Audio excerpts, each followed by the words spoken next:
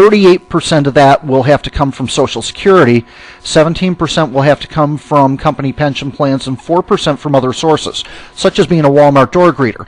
Now, think about that. Could you even possibly imagine having to live on $20,000 in retirement based on your cost of living today? It's a thought you better keep in mind. Before we take a look at all the data involved, let's look at what your fellow Americans are doing with respect to their retirement assets. Options for the plan: lump sum distributions. If you choose a lump sum distribution, which many people do based on the data that we looked at earlier in the slides, you should understand what kind of impact that can have on your retirement plan itself. Keep in mind that you should consult with a tax professional always. However, in the event of a lump sum distribution, the plan administrator will automatically withhold 20% of your 401k for federal taxes. The actual federal tax liability could be greater than that or less than that, depending upon your tax situation, if you are less than 59 and a half years old. In some cases, an additional 10% premature distribution federal tax penalty also applies.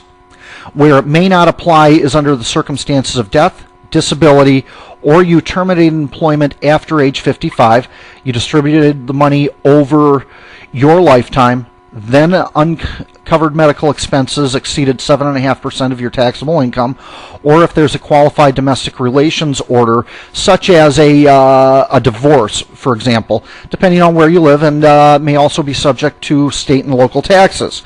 By taking the money out of your deferred plan, you'll also lose the benefits of your tax deferral. The losses due to income and to income taxes and the losses due to the deferral can impact your plans for retirement significantly.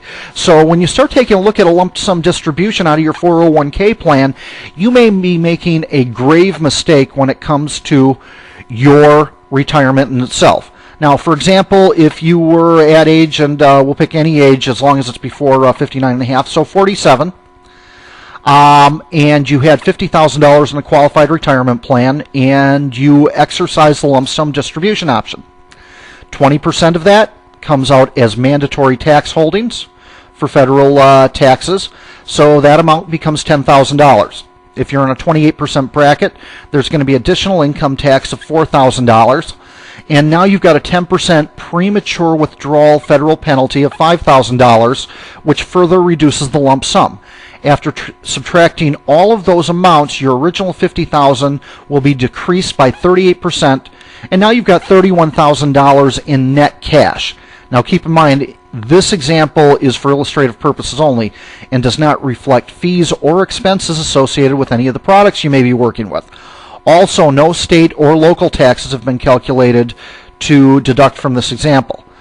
There is now $19,000 which will not benefit you in your tax deferral due to the lump sum distribution example. Think about this.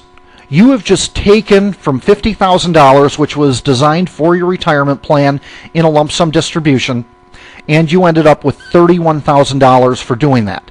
This is where Americans make mistakes when they are not mapping out and planning their retirement strategies. If you were laid off, well, you don't really have an option there. You were laid off, and you may have had to take that money just to live on or to get by. But in that case, you've just depleted a significant amount of tax-deferred growth and compounded interest that may be available to you in doing that. So when we look at the options for planning and retirement, as a reminder here, instead of taking a lump sum distribution, if you keep your plan assets in a qualified plan or roll the money into an IRA, your money continues in a tax-deferred status. Since dividends or interest are automatically reinvested, these amounts can also continue to work for you in a tax-deferred manner. Now, keep your money with your former employer's plan is an option you also have if you've amassed at least $5,000 or more dollars. By keeping your retirement assets in the former employer's plan, you'll be giving up some degree of control and flexibility. For instance, you may encounter guidelines that restrict your ability to access the money as a former employee. Your allocation choices will be limited to those by your former employer, and if they change administrators, your accumulated assets could be transferred into new allocations that may not match your own investor profile. It's also important to know that the employer's death and beneficiaries may also have limited distribution flexibility. Now, when we look at this option of leaving it in with the employer, I've already addressed for you what happened to my friend. That is a true story. I could not help him because he didn't tell me about it until after it was too late. So I don't look at leaving the funds in with your previous employer as a great option. If you're changing jobs, this amount may be rolled over into your new employer's plan once you meet their eligibility requirements as well. So those are some of the things that we have to look at for the options in the retirement plan. Another option you have is to roll over the funds into an individual retirement arrangement or an IRA. This may be handled in two ways, indirectly through you or directly to another IRA. In an indirect rollover, your former employer's retirement plan trustee mails a check that's payable to you for the amount in your retirement plan, less the mandatory 20% withholding. You have 60 days to roll that money into an IRA, or else additional taxes and premature federal tax penalties may be applied to you. Referring back to our previous discussion about lump sum distributions.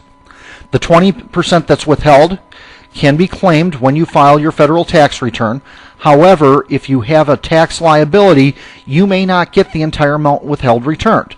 This can pose an additional problem since to roll the entire 100% of your retirement plan into an IRA, you'd need to contribute the difference, which would also come from your after-tax dollars. So when you look at that option, that's one way of looking at it. Now, if we look at a direct rollover, when it occurs when the assets from your former employer's plan are rolled directly into the IRA. With the direct rollover, you avoid the 20% mandatory withholding since your retirement assets go directly to the IRA, and the tax-deferred growth may continue. You have the flexibility to choose an IRA that matches your retirement strategy. You may also be able to keep your tax-deferred retirement assets in one IRA for easier record keeping. Ongoing distributions can also be allowed. Either way, the rollover can be an attractive way to continue tax deferral and assume control and flexibility over your retirement funds. Now, an important note that goes along with this. Please note that rolling the asset into an IRA does not assure positive performance or that sufficient money will be available for retirement. Also note that if you purchase an annuity in a retirement plan that provides tax deferral under sections of the IRS code, it will result in no additional tax benefit. An annuity should be used to fund an IRA or other qualified plan based on the annuity's features other than tax deferral. These include the guaranteed life income, the death benefit options. Other factors to consider include fees, expenses, charges, risks, limitations that may be associated with an annuity. An annuity is a fantastic tool when you're moving your 401k out of an employer plan and keeping it in a qualified plan. When I had done the rollover for my friend, we had rolled it over into an IRA and purchased an annuity in it for continued growth. It was a very, very good move, but this is not about annuities. This is about the IRA in itself and your rollover options that go along with it. So we'll kind of continue to move on from here. Now let's consider putting a plan of action in place. You absolutely need to have an action plan, so move from information to action. Now that we've discussed the options available to you, seek the help of a financial professional, which might actually end up being my help. Take time to map the course of your retirement for long-term financial strategies. Evaluate the different investment objectives for your retirement plan distribution, and when you change or separate from your employers, make the transition with a rollover IRA. Make sure that you understand all of the options available to you for your retirement, and remember, the idea in retirement is to enjoy, not worry.